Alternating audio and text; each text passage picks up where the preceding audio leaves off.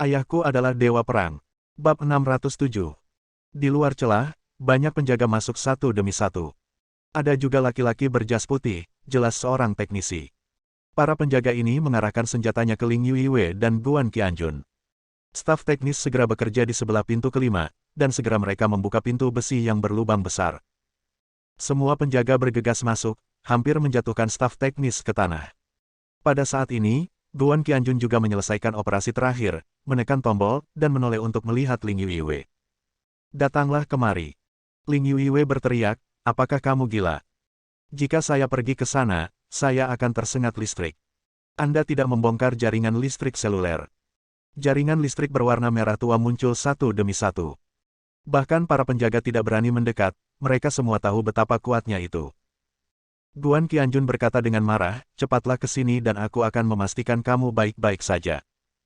Jika tidak, akan sulit bagimu jika kamu jatuh ke tangan mereka. Bukankah kamu mengatakan bahwa kamu lebih suka dipukuli sampai mati daripada jatuh ke tangan mereka? Sekarang mereka berencana menangkapmu hidup-hidup." Beberapa penjaga bergegas menuju Ling Yuiwei, menyerang terlebih dahulu dan menangkapnya. Ling Yuiwei mengertakkan giginya, membuang penjaganya, dan bergegas menuju jaringan seluler tanpa ragu-ragu. Pada saat yang sama, dia berteriak, "Ya, saya lebih suka tersengat listrik daripada jatuh ke tangan Anda. Guan Qianjun ada di sini. Jika saya tidak sengaja tersengat listrik, Anda harus mengambil tubuh saya kembali. Saya tidak memiliki orang tua sejak saya masih kecil. Saya seorang yatim piatu. Kalau tidak, saya tidak akan menjalani profesi ini. Jika Anda punya waktu, bantu saya mencari tahu tentang pengalaman hidup saya dan berikan abu saya kepada orang tua saya untuk dilihat apakah mereka bisa menerimanya. Jika kamu tidak menerimanya, kamu akan cari saja tempat yang ada airnya, buang abuku, dan biarkan aku kembali ke dunia." Saat dia berbicara, suaranya sangat sedih. Namun tak lama kemudian, dia tercengang. Dia menundukkan kepalanya dan melihat sekeliling, menghela nafas. "Suara yang dalam dan agak jengkel terdengar dari telingaku. Jadi, kamu sudah selesai sekarang." Pemilik suara ini tidak lain adalah Guan Qianjun. Guan Qianjun berdiri di samping Ling Yuiwei, jarak keduanya kurang dari 10 cm, dan mereka hampir bisa mendengar detak jantung satu sama lain. Baru saja, Ling Yuiwei menutup matanya dan bergegas ke depan, meneriakkan kata-kata itu sambil bergegas. Ketika dia selesai berteriak, dia bergegas melintasi seluruh koridor dan datang ke sisi Guan Qianjun. Dia menoleh tiba-tiba dan melihat ke belakang. Di sana, masih ada jaringan listrik berwarna merah tua satu demi satu, mengalir deras satu demi satu, aneh dan menakutkan. Di sana, selusin penjaga melihat ke sini dengan tidak percaya, masing-masing dengan mulut terbuka lebar. Hal yang paling luar biasa adalah Ling Yuiwei. Dia melompat begitu tinggi hingga Tian Lingjai hampir menyentuh langit-langit. "Lalu, sentuh diri Anda dengan tangan Anda." "Oh, aku baik-baik saja, tidak terjadi apa-apa." Aku bergegas ke koridor sepanjang lebih dari 20 meter yang ditutupi jaringan listrik. "Guan Qianjun, apa yang sebenarnya terjadi? Mungkinkah, apakah kamu benar-benar dewa laki-laki? Aku sedang berbicara tentang Tuhan yang sebenarnya. Jadi, kamu bisa melindungiku seperti ini." Pencuri cantik itu tergila-gila lagi. Dia tidak bisa menahan diri untuk tidak melemparkan dirinya ke dalam pelukan Guan Qianjun, sama seperti sebelumnya, kedua lengannya yang ramping memeluk lehernya dan kedua kakinya yang panjang melingkari pinggangnya. Lalu, jepret, mencium mulut besarnya. Ciuman itu membuat Guan Qianjun merasa malu, jadi dia menariknya ke bawah. Di sisi lain, No. Dua dan Huang Jianfeng secara alami melihat pemandangan ini melalui kamera. Huang Jianfeng sangat terkejut hingga matanya hampir jatuh. Ini benar-benar aneh. Apakah jaringan listrik seluler itu macan kertas? Mengapa gadis itu bergegas dan tidak terjadi apa-apa? "Tuan No. 2, apa yang terjadi?" Dia berbalik untuk melihat nomor 2 di sebelahnya. "Nomor 2, ini." Tanya lagi. "Berikan pertanyaan." Saya bahkan tidak memikirkan betapa memalukannya jika saya tidak tahu dan tidak bisa menjawab. Jadi wajahnya menjadi semakin suram. Jelas sekali. Sebelumnya, Guan Qianjun mengikuti metode Ling Yuiwei dan langsung melewati jaringan listrik seluler. Tetapi, jika dia adalah orang yang hebat dan memiliki keahlian khusus dan bisa baik-baik saja, mengapa wanita jalang ini bisa lolos juga? Apakah dia punya kemampuan khusus? Bisakah ia menahan listrik sekuat itu? Nomor 2 sedikit cemburu. Jika aku mempunyai kekuatan seperti itu, bukankah aku akan mampu mengendalikan dunia? Dia menatap Huang Jianfeng dengan dingin, Anda bertanya kepada saya, siapa yang saya tanyakan? Lihat saja lebih dekat. Bagaimanapun, bahkan jika lawan memiliki 3 kepala dan 6 lengan, dia jelas bukan lawan kita. Huang Jianfeng mengangguk tajam, ya, Tuan No. 2 benar sekali. Jaringan listrik itu tidak dapat menghentikan mereka, tetapi 500 penjaga sudah cukup untuk menghajar Guan Qianjun hingga berkeping-keping. Pada saat ini, semua penjaga di rumah harta karun bawah tanah melihat pemandangan ini dengan tidak percaya. Kemudian dia melihat ke arah teknisi yang membuka pintu kelima. Pria itu juga menggelengkan kepalanya, saya juga tidak mengerti. Jaringan listrik seluler ini sangat kuat. Kami akan melakukan eksperimen setiap 2 minggu sekali untuk melihat apakah ada pengaruhnya. Kami akan melempar babi gemuk ke dalam, dan babi gemuk itu akan tersengat listrik dan melompat-lompat seperti Jackson melakukan tarian luar angkasa. Apa yang terjadi sekarang? Mengapa efeknya hilang? Seorang pria kulit putih jangkung masuk. Dia menatap dingin gelombang jaringan listrik yang datang ke arahnya, dan menunjuk dengan tajam ke dalam. Kemudian, dia berteriak dalam dialek Longguo yang setengah matang, kamu sangat berani. Kamu bahkan berani membobol rumah harta karun bawah tanah Bank Wells Fargo. Kamu akan membayar mahal. Cepat tangkap kami. Berlututlah dan pegang kepalamu dengan tanganmu, kalau tidak aku akan meledakkan kepalamu. Hal ini dikatakan dengan penuh semangat. Dia melambaikan tangannya dan ratusan penjaga bergegas mendekat. Beberapa di antaranya hampir terdorong ke langit-langit. Senjata mereka diarahkan ke Guan Qianjun dan Ling Yuiwei di sisi lain jaringan bergerak, dan mereka siap menembak segera. Pada saat ini, sebuah suara cemas berteriak, tunggu.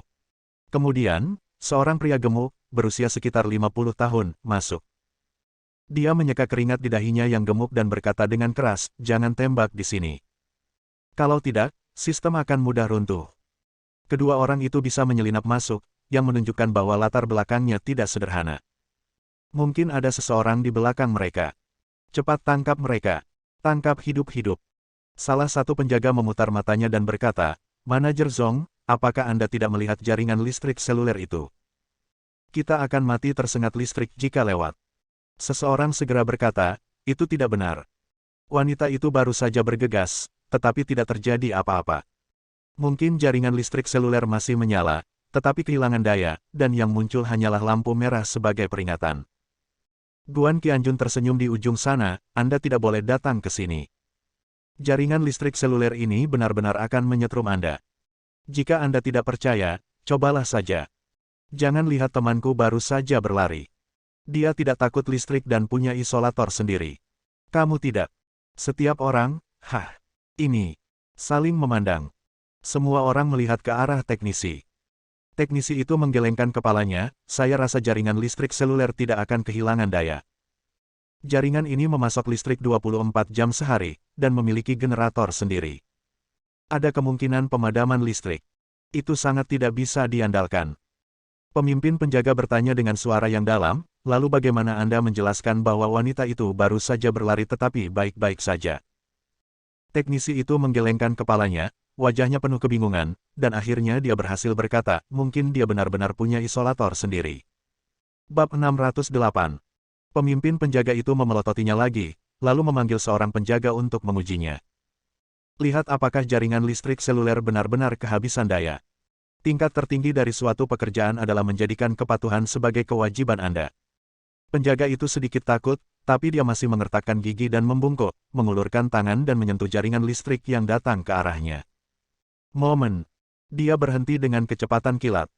Para penjaga di sekitarnya begitu ketakutan sehingga mereka mundur beberapa langkah dan kagum secara serempak. Pemimpin penjaga dengan cepat bertanya, apakah dikenakan biaya? Apakah itu melukai Anda? Pria itu menoleh dan berkata, sepertinya tidak ada kekuatan. Aneh. Sepertinya benar-benar tidak ada kekuatan. Pemimpin penjaga berteriak dengan marah, tidak ada listrik. Mengapa kamu menarik tanganmu kembali begitu cepat seperti tersengat listrik? Penjaga itu terlihat tidak bersalah, saya takut terluka oleh sengatan listrik, jadi saya segera menarik tangan saya kembali, tetapi saya benar-benar tidak merasa tersengat listrik. Dia dengan berani mengulurkan tangannya lagi dan menyimpannya di sana, membiarkan jaringan listrik melonjak di atasnya. Benar saja, tidak ada yang salah dengan tangannya. Tidak ada tanda-tanda hangus sama sekali. Sedangkan untuk dirinya sendiri, dia berdiri di sana dengan tenang, menyipitkan matanya dan berkata, "Oh, sungguh menyenangkan. Memang ada arus listrik.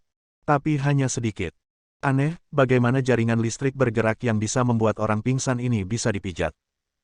Begitu dia mengatakan ini, para penjaga di sekitarnya menjadi lebih penasaran dan mengulurkan tangan mereka.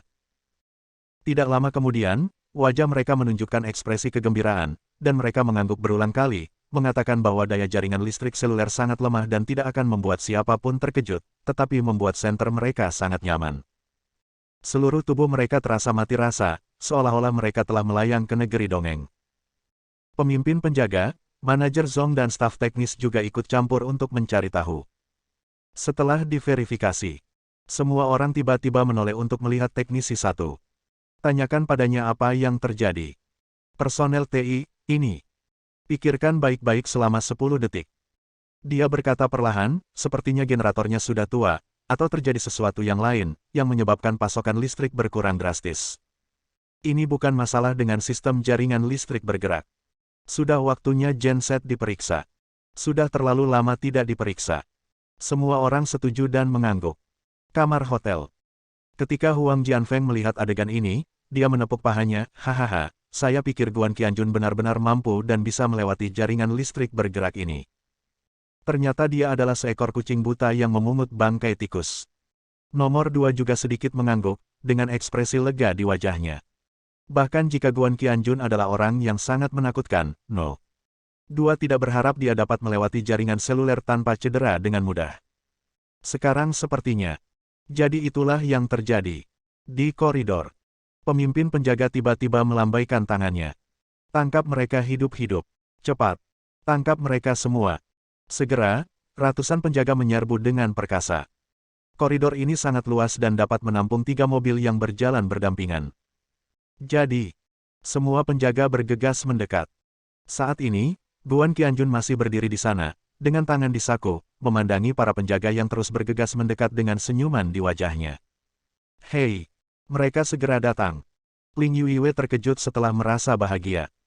Dia segera menarik Guan Qianjun dan berteriak dengan keras, ayo cepat pergi dan masuk ke rumah harta karun untuk melihat apa yang bisa kita dapatkan. Gunakan harta itu untuk mengancam mereka. Mungkin kita masih bisa kabur.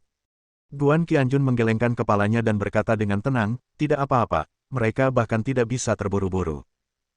Dalam sekejap, mata Ling Yuiwei membelalak, dia mengulurkan tangan kecilnya dan menyentuh dahi Guan Qianjun, kamu tidak demam, kenapa kamu mengatakan omong kosong seperti itu? Lari. Dia menarik Guan Qianjun dengan kuat, tapi dia tidak bisa menggerakkannya sama sekali. Saya melihat ratusan penjaga yang galak semakin mendekati mereka berdua. Ujung lainnya, kamar hotel besar. Huang Jianfeng tidak bisa menahan diri untuk tidak berdiri lagi dan tiba-tiba menamparkan pahanya. Apakah Guan Qianjun bodoh? Apakah kamu hanya melihat orang-orang itu pergi dan menangkapnya? Mungkinkah dia tahu dia tidak bisa melarikan diri, jadi dia hanya berdiri di sana dan membiarkanmu menangkapnya? Jangan sampai kamu melawan dan ditembak mati. Dia melihat ke No. 2, Tuan No. 2, menurut Anda begitu? Nomor 2 tidak mengatakan apa-apa. Huang Jianfeng melihat yang lain lagi. Tidakkah menurutmu begitu? Aku tidak menyangka orang ini takut mati. Oh, aku lebih suka dia bergerak, lalu semua orang menarik pelatuknya dan mencabik-cabiknya seperti badai peluru. Semua orang mengangguk, tapi No. 2 mengerutkan kening dan bergumam, apa yang terjadi? Ada yang salah. Tiba-tiba, dia berdiri dan berteriak dengan keras, tidak. Semua orang gugup dan memandangnya, ada apa? Nomor 2 berkata dengan lantang, luar biasa. Dia tiba-tiba mengangkat tangannya dan menunjuk ke layar. Semua orang menoleh, desis. Momen. Mengambil napas. Ibuku, ini sungguh tidak bagus. Bagaimana kabarnya? Huang Jianfeng berteriak sangat keras. Melihat. Di koridor. Selusin penjaga di depan bergegas ke suatu tempat tidak jauh dari Guan Qianjun. Beberapa dari mereka bergegas keluar dari jaringan seluler dan sangat bersemangat. Salah satu dari mereka berteriak sambil tersenyum, jaringan listrik seluler ini benar-benar akan memberi kita pijatan. Tidak akan terjadi apa-apa. Nyaman sekali. Setelah kita membunuh orang itu, ayo kembali dan nikmati pijatan saat ini. Beberapa orang di dekatnya bersorak keras. Tapi kemudian, saya mendengar suara retakan dari belakang, dan orang-orang terus berteriak. Mereka tiba-tiba menoleh dan tercengang ketakutan. Terpaku. Melihat. Ratusan saudara yang masih berada di jaringan listrik tiba-tiba berhenti dan mulai berteriak. Mereka mengangkat tangan dan terus memutar badan. Berbagai tikungan mewah. Cukup mempesona. Tubuh mereka juga terus-menerus mengeluarkan petir yang sangat tajam. Adegan ini berlangsung selama 3 hingga 5 detik. Rambut orang-orang ini berdiri tegak dan topi yang mereka kenakan jatuh ke samping. Kemudian, mereka jatuh ke tanah dengan bunyi celepuk. Kamu berbaring di atasku dan aku berbaring di atasmu. Momen. Mereka tergeletak bertumpuk di koridor selebar 20 meter. Bahkan pemimpin penjaga menyingkir. Di sini, ada hampir 500 penjaga, 9/10 di antaranya jatuh ke jaringan listrik bergerak. Dengan lampu listrik menyala di tubuh mereka, mereka tidak bergerak, sekelompok anak-anak yang menyedihkan. Semua tercengang. Sebelum lebih dari 20 penjaga bisa menyerbu masuk, mereka sangat ketakutan sehingga mereka segera mundur 10 meter. Jangan berani mengambil langkah maju lagi. Wajahnya pucat. Dan ke depan. Selusin penjaga yang bergegas keluar dari jaringan seluler menoleh dan menatap kosong pada segalanya. Leherku kaku, dan sepertinya aku tidak akan pernah memutarnya kembali. Kemudian, penjaga yang baru saja berteriak merasakan tepukan di bahunya. Dia perlahan menoleh dan menatap Guan Qianjun, seolah-olah dia sedang melihat setan, dengan ekspresi ketakutan di wajahnya. Dia bertanya dengan gemetar, "Kamu? Bagaimana kamu melakukannya?" Guan Qianjun tersenyum, "Anda tidak memenuhi syarat untuk bertanya kepada saya." Lalu, dia mengusirnya. Kembali ke jaringan seluler. Pria itu juga terus gemetar, terpelintir dengan berbagai cara untuk beberapa saat, dan pingsan di antara saudara-saudaranya. Yang lainnya juga tertangkap basah dan ditendang kembali ke jaringan seluler oleh Guan Qianjun. Mulai berderak dan berputar. Bersambung.